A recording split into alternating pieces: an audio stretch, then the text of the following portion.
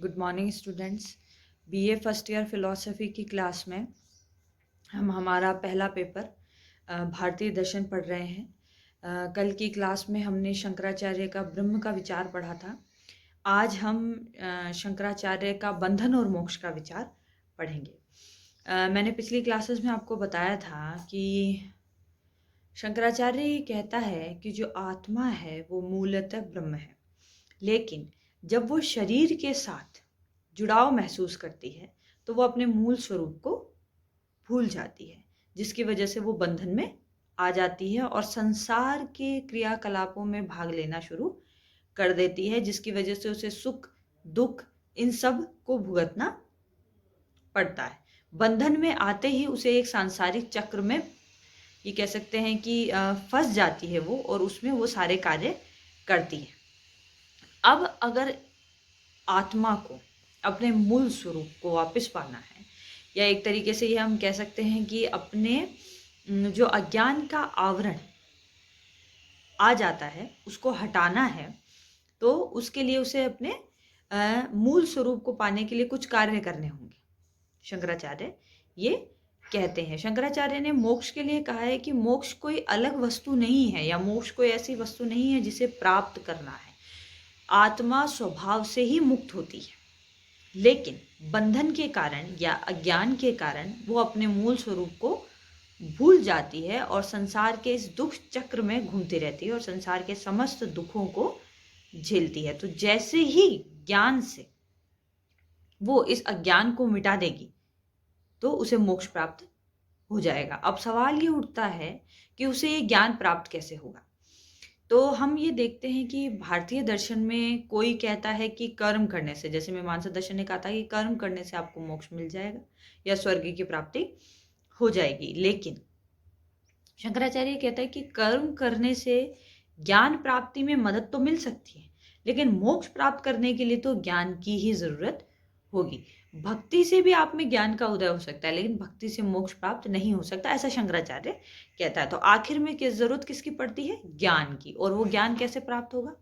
तो शंकराचार्य कहता है कि वेदांत का अध्ययन करने से, मतलब उपनिषदों का अध्ययन करने से व्यक्ति को इस बात का बोध होगा कि उसकी आत्मा ही ब्रह्म है, या वो खुद ही ब्रह्म है, और उसकी आत्मा जो मूल रूप से चैतन्य है, आनंद में है और सत्य है। सच्चिदानंद शंकराचार्य ने ब्रह्म को कहा है, मतलब आत्मा अपने मूल सच्चिदानंद स्वरूप को जान लेती है, जिसमें वो जान लेती है कि वो सदैव आनंद में है, सदैव चेतन है और वो सत्य है।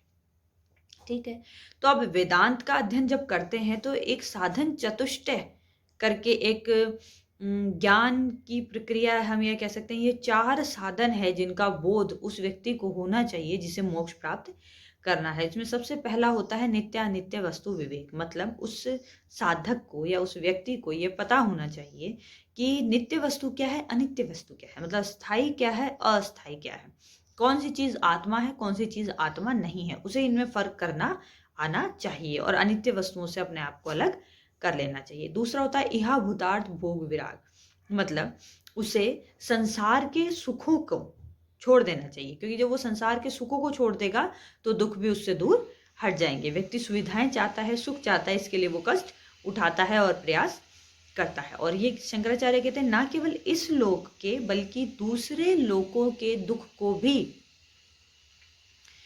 या दूसरे लोगों के सुख को भी उसे छोड़ना होगा। मतलब इस लोक के सुख तो है ही, पारलौकिक सुखों को भी उसे छोड़ना होगा। मतलब उसे ये कामना नहीं करनी कि उसे स्वर्ग प्राप्त करना है, ये कामना भी उसमें नहीं होनी चाहिए, किसी भी प्रकार की कामना उसमें नहीं होना चाहिए। तीसरा होता है शम दमादि साधन संपत्ति, मतलब शम दम साधन उपरति तितिक्षा और श्रद्धा, इन सब का उसको अभ्यास करना है। मतलब उसे मन का संयम करना है, इंद्रियों का संयम करना है, शास्त्रों के प्रति सम्मान का भाव रखना है, बुरे कार्यों से दूर रहना है, उसे भूख प्यास सर्दी गर्मी इन सब का अभ्यास करना है। तो इन 6 साधनों का उसने इसमें